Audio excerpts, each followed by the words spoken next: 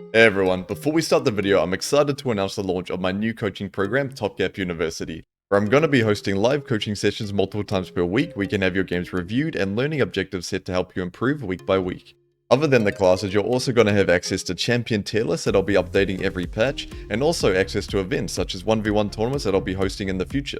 If you feel nervous at all about having your gameplay reviewed in a classroom setting, feel free to watch it first. You can learn from the feedback I'm giving other students until you feel more comfortable sharing your own games. The goal of Top Gap University is to create a community where all top laners can improve together and celebrate in each other's victories and milestones. If you have any questions at all regarding it, feel free to ask me in the Discord below. But other than that, thank you for your patience, let's get this video started. How's it going everyone? Today we're going to be covering something a little bit different, where I'm going to be teaching you the basics of drafting, to help you gain a better understanding of what the draft should look like and how to draft yourself. Because I know a lot of people are very interested in draft, especially in pro games, or a lot of players that play Clash or amateur tournaments. Having a better understanding of how to utilize the draft to your advantage is going to help you a lot and help increase your win rate overall.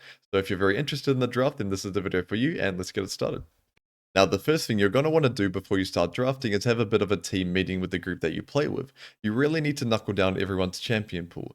So you're going to be breaking it down into 3 categories. You're going to write down everyone's name, of course. I like to use Google Spreadsheet, but you can use whatever you like. And write down S tier, A tier, and counterpick tier.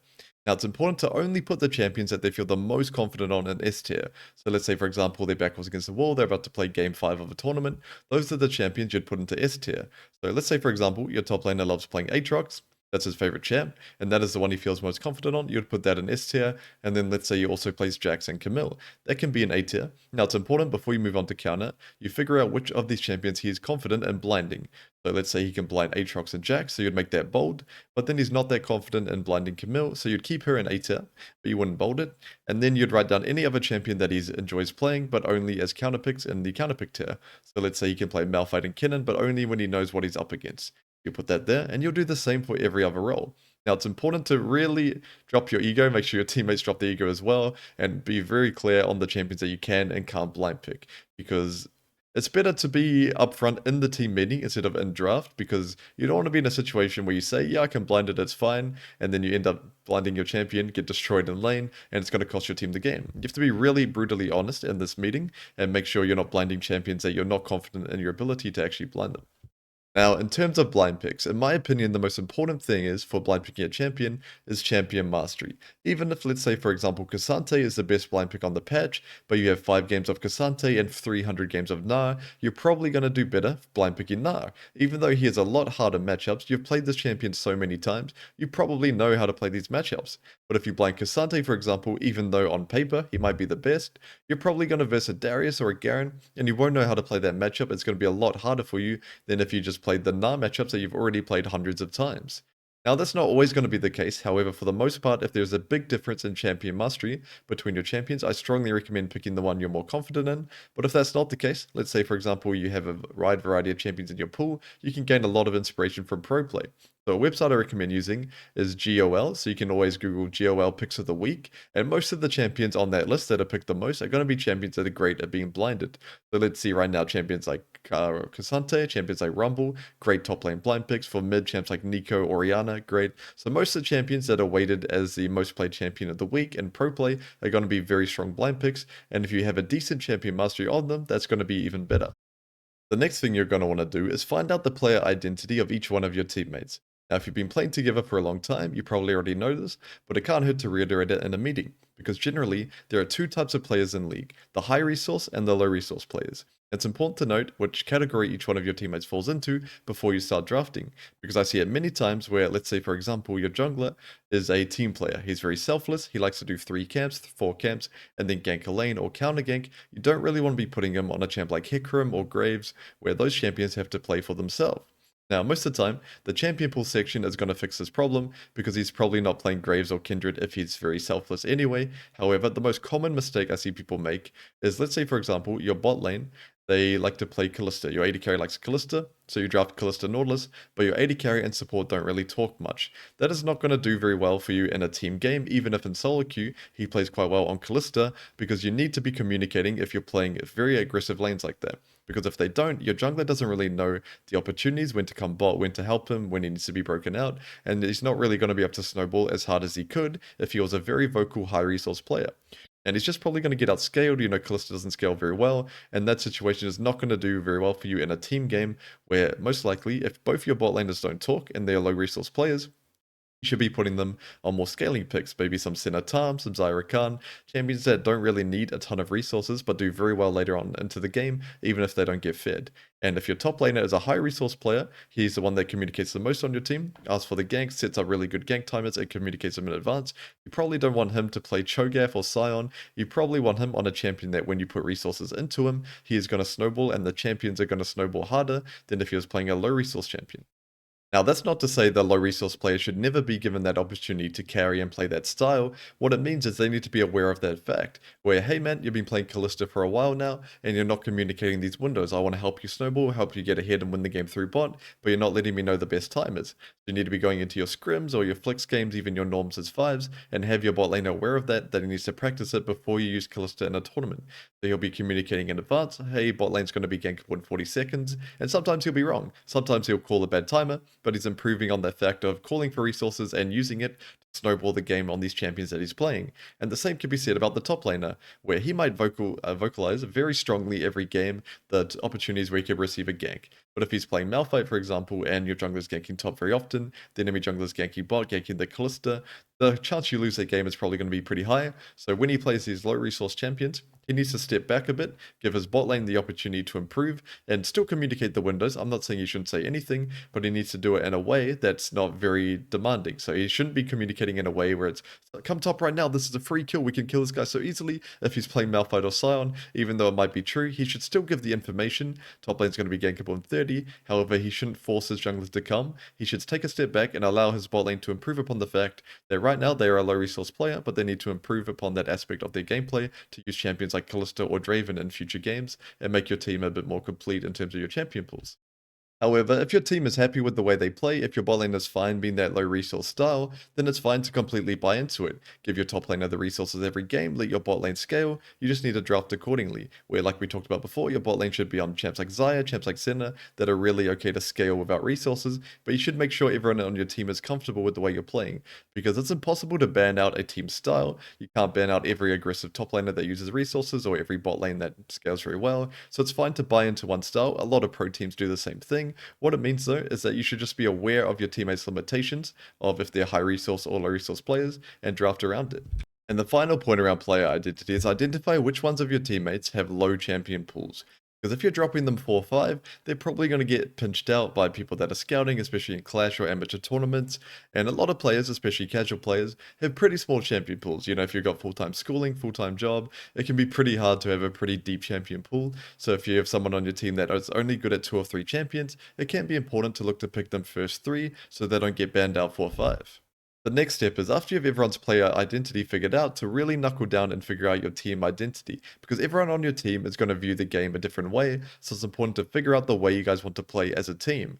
Because if you lock in stone the way you want to be playing, especially for an upcoming tournament, upcoming Clash game, where, okay, we're probably going to want to be playing through mid and then using those resources top, then your mid laner is going to play a champion that's synergizing with the jungler so they can play with each other, and your top laner is going to play a champion that does good with resources, and your bot lane is going to play a good weak side pairing, where they're going to not just pick the champions that allow for you to play that way, but they're also going to know in their mind that's the way we're going to be playing this game before it even starts.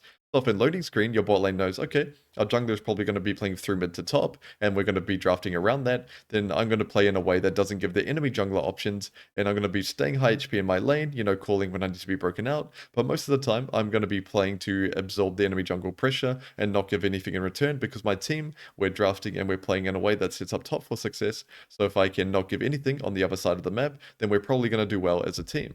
And team identity goes past just the early game of who's getting the resources, it also matters in terms of mid to late game, where it's important to agree upon a style your team wants to be playing. So let's say, for example, your top laner loves to play side lane, you probably don't want to be looking to play too aggressive mid as a 4 before he's had a chance to push side lane all the way out, make somebody react to him, make someone stuck under the bot tier 2, for example, and then he's going to look to group up with you guys and force a 5v4 situation.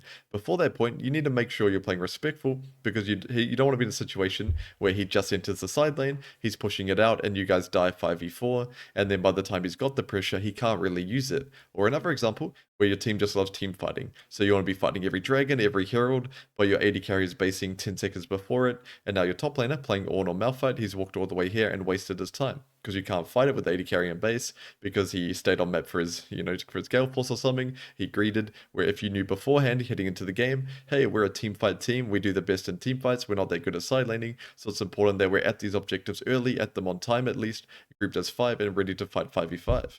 Up next, we're going to be covering one of the most important parts about drafting, and that is the team composition.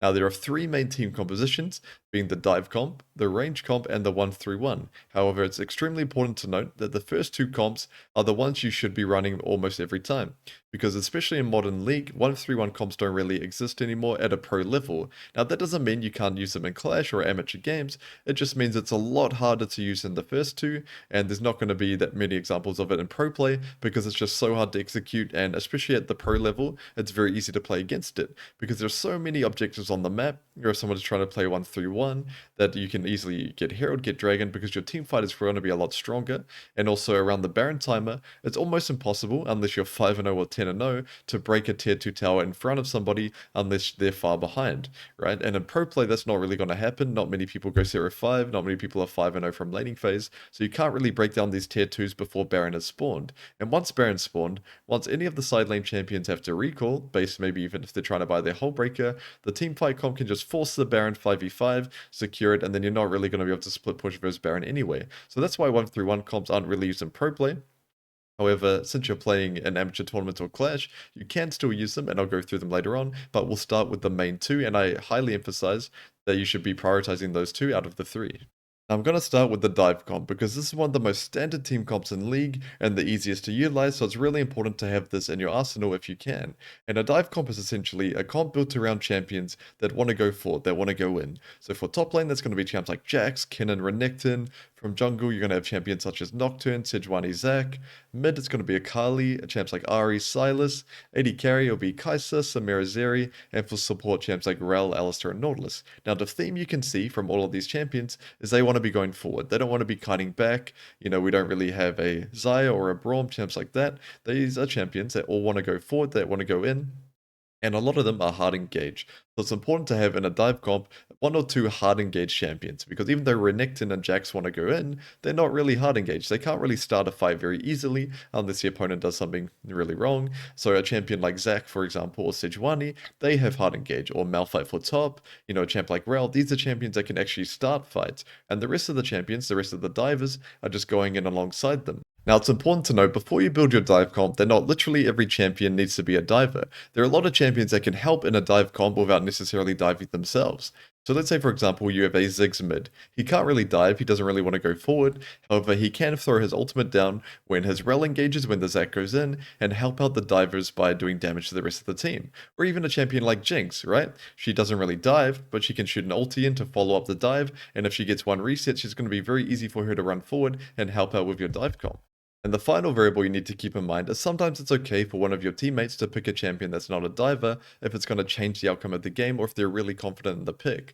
So let's say, for example, the enemy mid laner picks Kassadin, and your mid laner is really good at Jace. Now, even though Jace is not a diver, he's more of a range and built-in range comps. If he's really confident in that matchup, he says he wins it every time in solo queue, it's okay to trust him. He's going to gain an advantage from mid, which is going to help your team win the game anyway, and as long as the majority of your team is a dive comp, it's okay. The problem lies where you've picked a dive comp first 3, let's say you picked a diving support and jungle, and then all 3 of your other teammates, they go Caitlyn, GP, they all pick champions that don't dive in. That's where the problem will lie. But if one of your teammates, or even in some situations 2, sees a game-changing or a lane-changing pick, it's okay to trust them. Where my other example is, let's say the enemy jungler picks Karthus, and your support goes, oh, I want to play Soraka into it. Every time he ults, you guys are ult and keep you alive. Of course, that's okay. He's playing a pick that's very impactful, where the mid laner, he's impacting the game by winning lane hard with his counter. Your support's impacting the game hard by countering the enemy Kaphas. There are a lot of games, a lot of situations where we can pick a game-changing pick or a lane-changing pick, and it's okay to break your team comp as long as the majority of your team comp fits the same theme.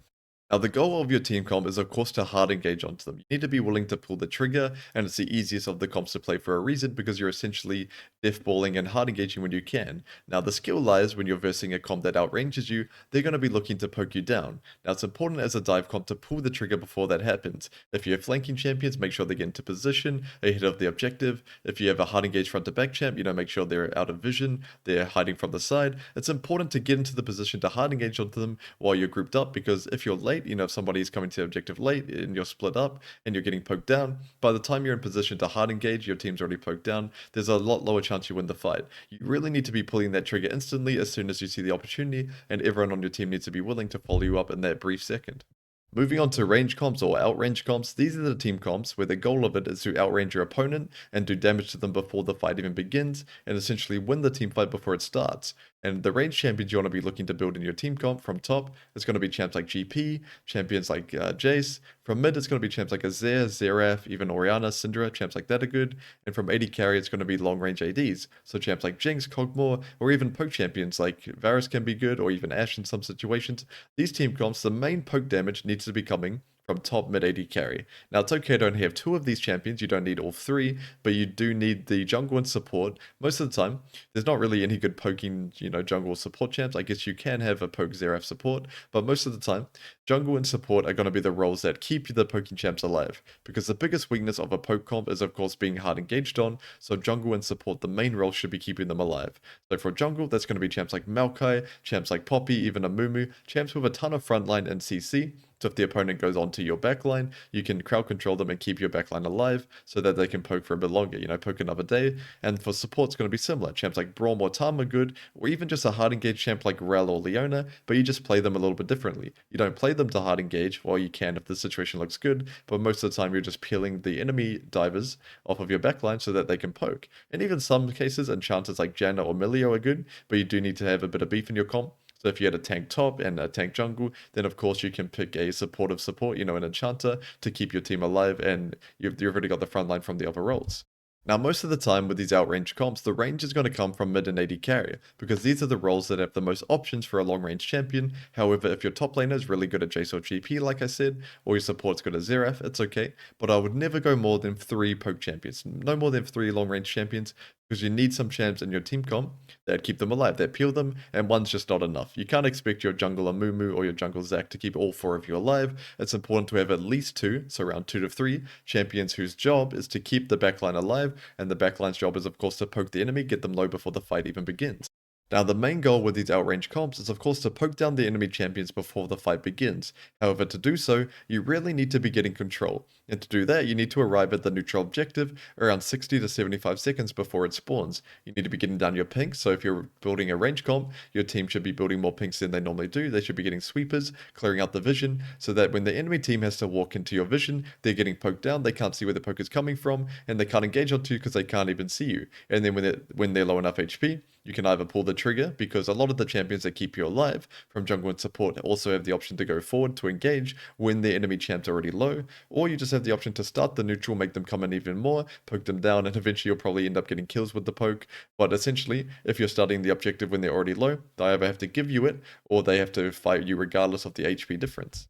And of course, just like with the dive comp, it's okay to break the team comp for one player if they see a game-changing pick. So let's say, for example, they pick a full AD team comp. Of course, your top laner is allowed to play Malphite. Even though that champion is better in a dive comp and is really bad at peeling, this champion is still really good into full AD, so it's a game-changing pick. Or if the enemy team picks Malphite as well, or if they pick Alistar, let your mid play Sylas. Sylas with those ultimates, of course, extremely broken, so powerful, so even though he's not a poking champion, and he doesn't have good peel, he doesn't fit in your dive comp, he's still going to be really strong in the game to the point where it makes up for that lack of extra range.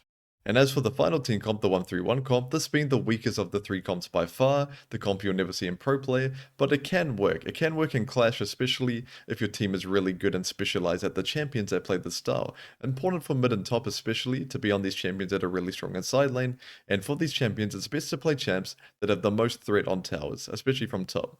Because even though a champion like Alawi, for example, very good at side lane, it's pretty hard to ignore somebody and take the tower as his champion, whereas a champion like Fiora, champion like Gnar or Jax, especially if you take Demolish, you can get to the point later on into the game where you can ignore someone and take the tower in front of them. That is when the 1-3-1 comp is at its strongest. And as for mid, it's going to be champions like Twisted Fate, who can play side lane and also TP across the map, help the top laner if they need to, or just champions that can play side lane in general, like Yone, champs like Aurelia are okay as well, but I really like playing a 1-3-1 comp with TF especially, but it's really hard to execute. It's the hardest to execute by far out of the comps, but if you can make it work, it's going to feel pretty good, and with TF it works well, but if you don't have TF in your pool, it's okay to use Yone and Aurelia to be a secondary split pusher, and as for the rest of the champs in your team comp, it doesn't really matter that much to be honest. The most important thing is from AD carry, you want to be playing a champion that can safely wave clear, because the game is going to be stored out for a while. You can't end it as a 1-3-1 comp in 20 minutes because you're not really going to get Baron, because your team fighting is worse than the opponent.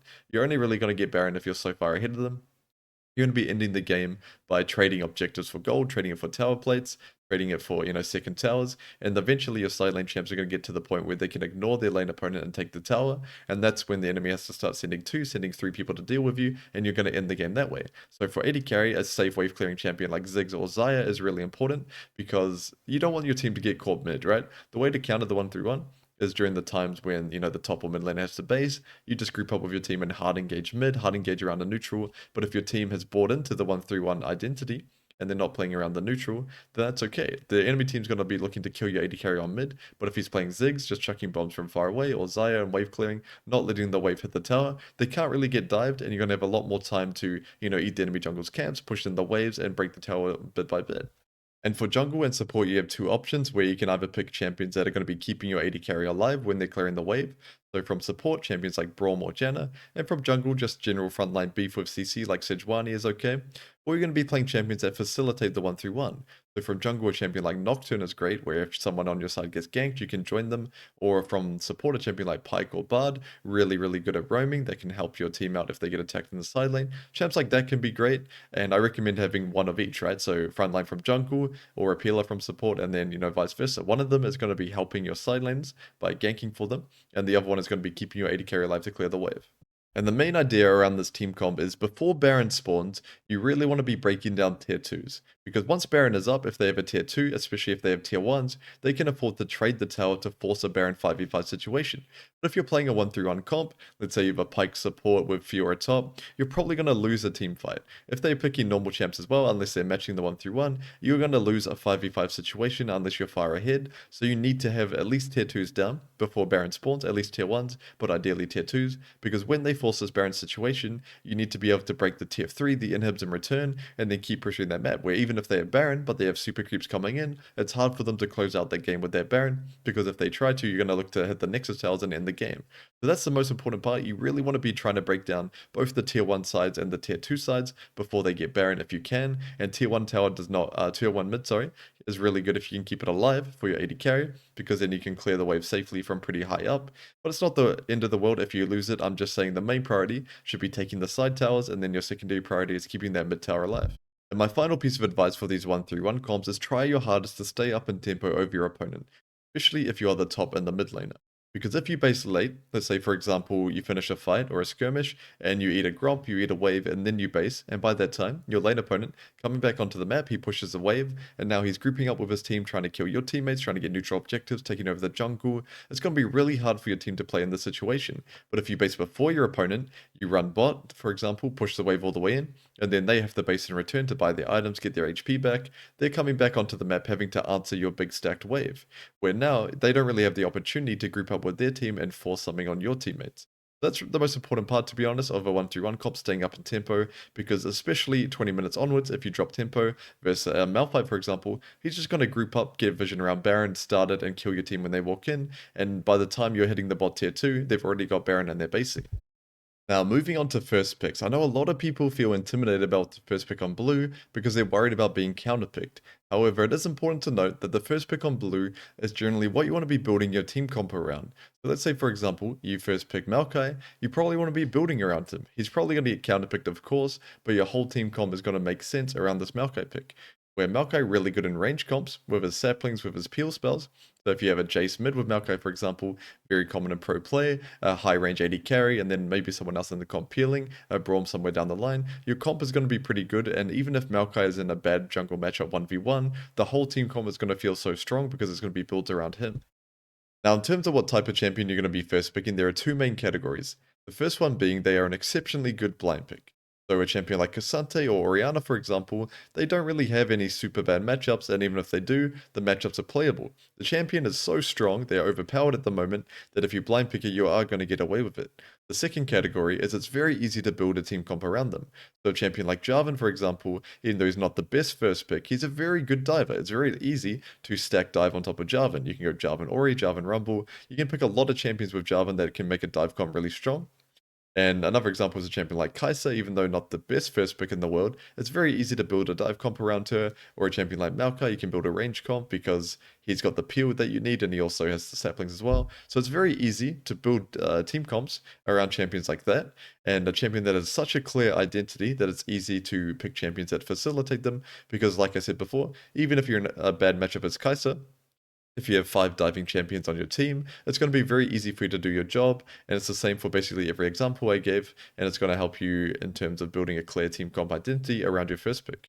Now, before you head into your clash match or your tournament, I strongly recommend having your 4 blue side drafts prepared, where you're going to be writing down your 4 first picks in order of preference, and you're going to be building team comps around them. Now, it's important to note that you're not going to be heading into your game playing these team comps champion for champion. The team comp is going to be the baseline, where let's say, for example, you have a dive comp, where you first pick Kai'Sa, and you have Yone later on into the draft, but Yone is in a bad matchup. They blind pick something mid that beats Yone, then you can pick a Kali instead, or Silas. You just want to be picking a champion that makes sense in the team comp, but it doesn't have to literally be champion for champion. It's just a rough idea to give you some inspiration when heading into that champ select.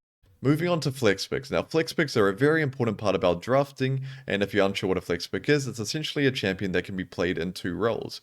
However, it's not a real flex pick if the other guy on your team can't play it. So if you're flexing Irelia, for example, and your top laner doesn't play it, it's not a true flex pick. But flex picks in general are champions that 2 players on your team can play, and picking them early can give you a big draft advantage. Now, as for how to get the most out of your flex picks, on red side especially, it can be really OP to pick a flex pick first 3. So let's say, for example, you pick Yone on R3. That means when you get to the 5th pick, you've seen the entire enemy team comp. So then you can decide amongst your top and mid laner, where do we want to be putting Yone? Who has the easiest matchup? Or do you have an opportunity to counter another lane? And then you just put Yone in the lane where he's going to be the most happy, and you counter the other role. Or another example is if you pick Tristana, where you can flex her between mid and AD carry. You might even be able to 5-pick a different ADC in some situations. There are a lot of situations where you can use flex picks, and holding R5 before you break the flex pick is very important. Now, on blue side, there are a couple good ways to use flex picks, where you can always 2-3 a champion such as Rel, where Rel can be played in jungle and support, and then they're going to be pinching a role when you drop to 4-5. So what I mean by pinching a role is they're going to be targeting a role to ban out with their 4th and 5th bans. So if you've already picked Rel, for example, first 3, and they double ban your support, that's fine. You can just put Rel support if your support player doesn't have another champion to play. So picking your flex pick early is really important because it can lead to them wasting their bans.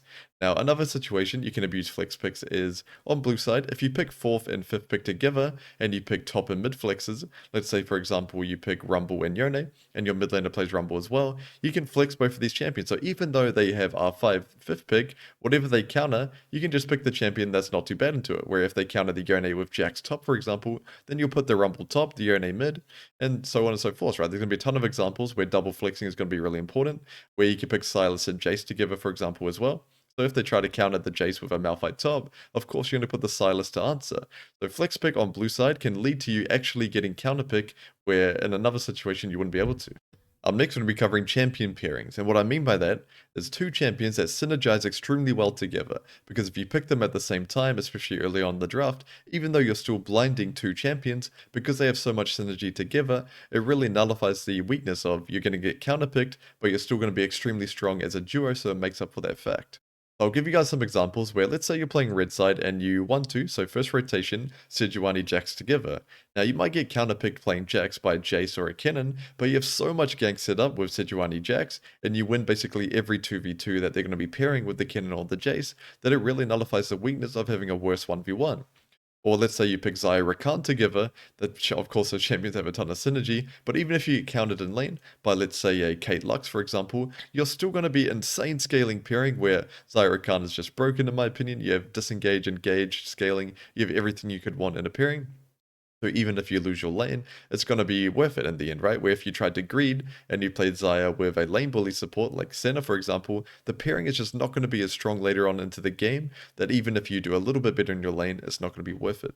And you can take this the next step further by comboing your champion pairings with flex picks as well, where if you flex Maokai Jace, of course most of the time you're going to be flexing the Jace between mid and top, that can be really beneficial, but in some situations you can even flex the Maokai too, but that's getting a bit lost in the sauce, but for the most part, you're choosing two champions that are strong together in a single rotation, and if they try to counter it and one of them is a flex, you can always avoid that bad matchup and use another counter pick later on. Now, even though champion pairings can be a very strong draft tool, you don't always need to tunnel on doing it. If you're picking two champs at the same time, they don't always need to be a pairing where, let's say, for example, you just pick a strong blind pick, so Maokai, and you can even pick Caitlyn with it. You don't need to tunnel on the Jace where you're scared the enemy AD carry might take Caitlyn, so you pick Kate, and then you want to be picking support later on in the draft. Because even though Caitlyn Lux, for example, is a great pairing, you might have high value on Maokai, or your support might want to use a counter pick, where he's got a ton of options with Caitlyn. He might have Bard, he might have Lux, he might have Morgana, so in that case, it might be better to drop him, pick the Caitlyn early, and drop him later on if he has multiple options to pair with that champion. Where if you tried to do that with a pairing for Renekton Nidalee, for example, where you pick Nidalee early and drop top, and then they drop Renekton and Jax, there's no really other good pairings that you can pair with Nidalee, so in that situation you would just pick both of them together, but it really depends how deep your champion pool is when you're breaking up a potential pairing. So to summarize on pairings, you have the bot pairing, of course, the bot duo, you have mid jungle and top jungle. And in my opinion, mid jungle is probably the most important pairing, but it really depends on your team identity which one you prefer. Because you want to be picking them as a rotation, of course, R1, R2, B2, B3, all of the times in draft where you pick two champions at the same time, picking two champions that synergize extremely well together is going to give you a ton of benefit for your draft. And if you're still unsure which champions work well together, you can always gain some inspiration from VODs, from watching pro games, or you can just talk amongst your teammates. Where let's say your teammate, one of your teammates, is really good at playing Jace, he probably knows from playing a ton of solo queue on Jace that he wants to be playing with an AP jungler. So he wants to be playing with a champ like Maokai, even a champ like Karthus, feels really good with Jace, and Jace would feel horrible with a champ like Graves or Kindred. He's going to know that from his experience playing solo queue, so if you talk amongst your team, you're going to find out which champions are going to work well together. Up next, we're going to be covering scouting your opponents in bans, where I strongly recommend making an OPGG multi of the team you're about to verse, where you're going to open up all the tabs and you're going to be mainly targeting the players that have high amounts of volumes on a single champion. But something I recommend to take that the next step further is check the past seasons. Check what they've been playing 2 or 3 years ago for the past 4 years, because you'll see a lot of players, they main a champion, but they only have 10 or 12 games of it this season, but they have about 500 last season, 600 in season 8. So it's really important to keep tabs on a player that's played a ton of this one champion in the past, but even though this season he's not playing it that much, his mastery on the champion is still high and look to ban him out. Now, a good way you can use your bans is ban champions that are good into your team comp.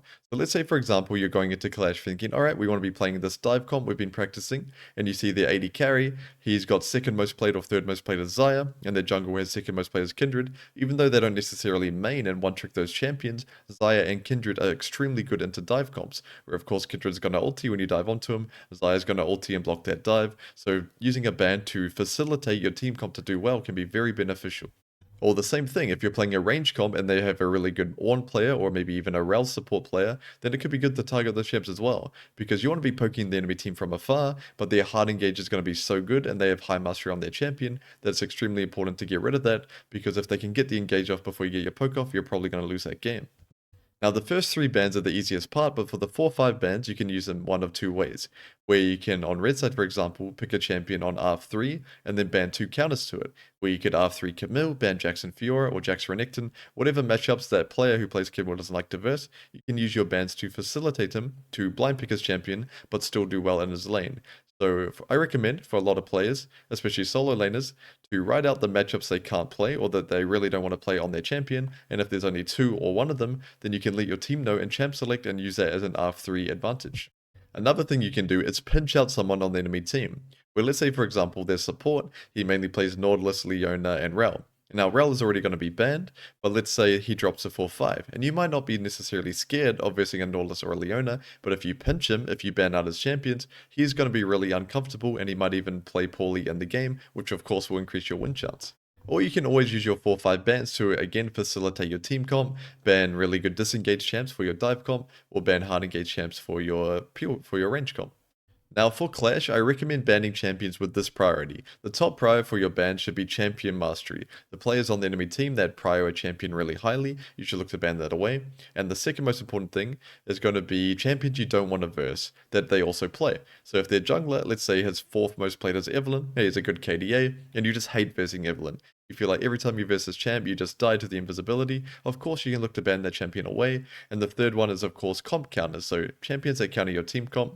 Now, the reason I have that last, even though it can be more important in pro play, is just because champion mastery is going to be the most important thing for most players, and also champs you hate versing. It's going to cause an emotional reaction, right? If you die to a champion you hate, where let's say you banned Brom, for example, because it countered your dive comp, but you're just getting farmed by this Evelynn, it's not going to have as much impact as if you just banned that champion that you hate versing.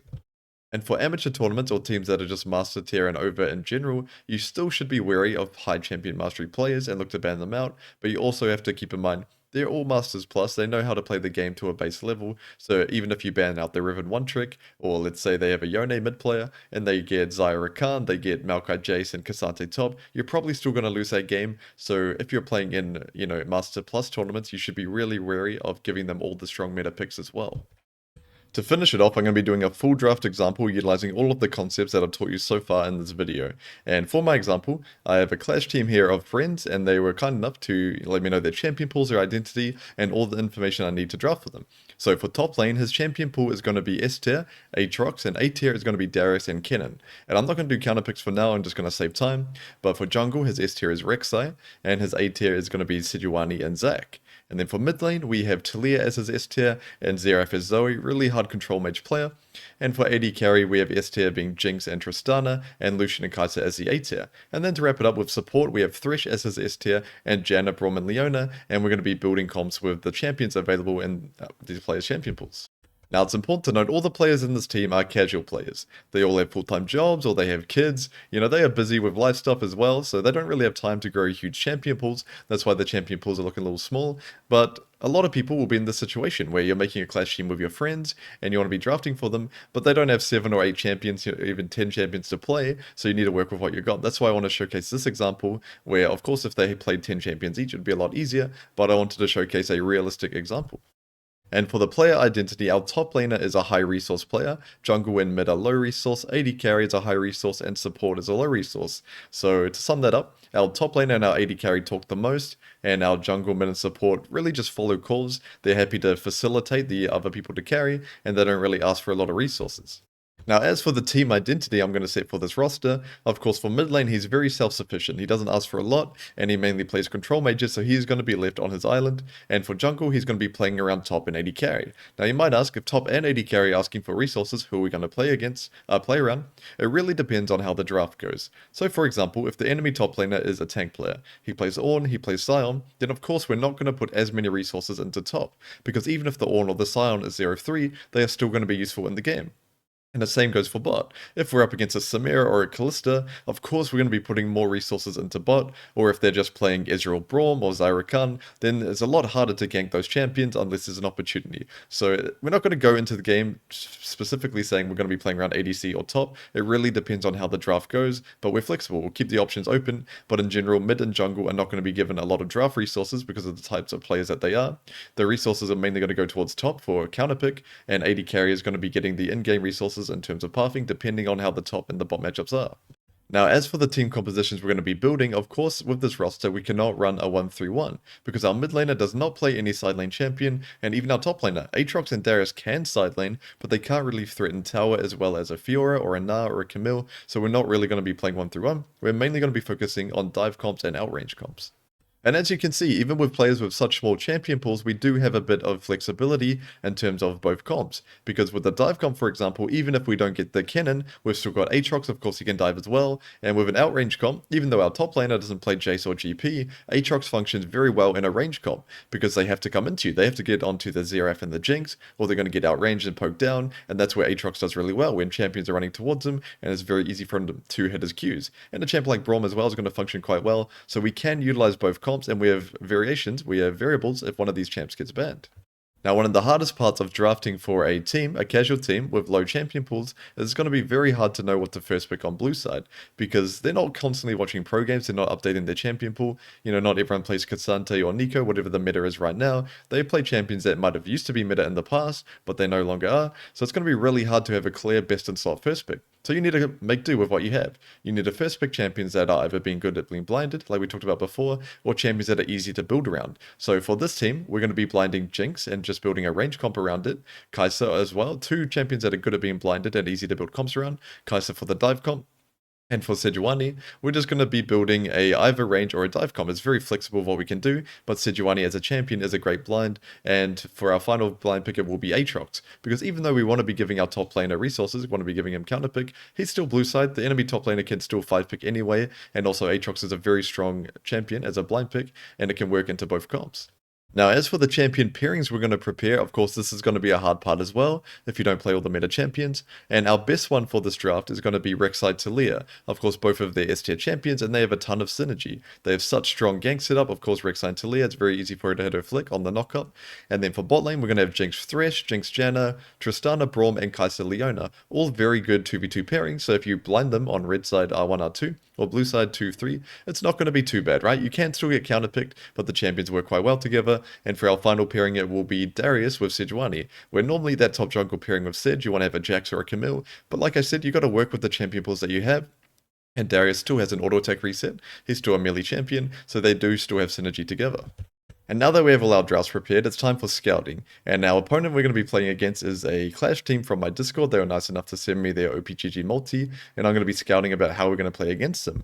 Now, of course, looking at the AD carry and his past seasons, he's primarily a Twitch main, and we're going to be banning that champion. Very strong 1v9 threat, and also it's his most played by far. And when he's not on Twitch, looks like he's playing champions like Brand, so very much a Twitch main.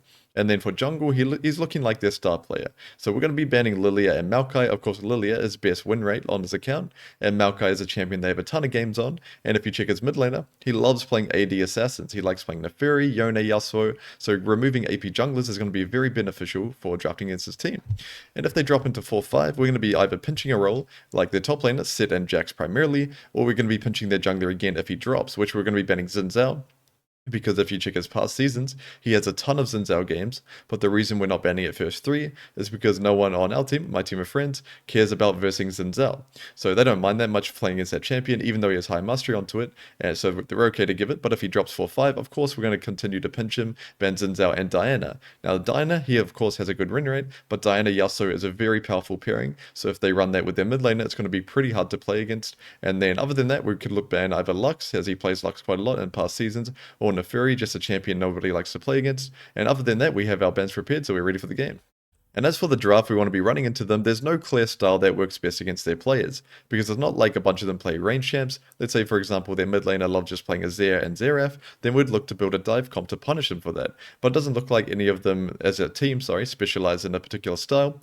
So we're going to be keeping our draft flexible, where we could be first picking Kai'Sa, because Kai'Sa are very good on dive comps, but you can also run the AP build and play her as a poke champion alongside our mid laner playing Xerath or Zoe, and we could have a range comp, or we could have a dive comp. So we're going to keep our options flexible depending on what they do, and look to punish their draft mistakes.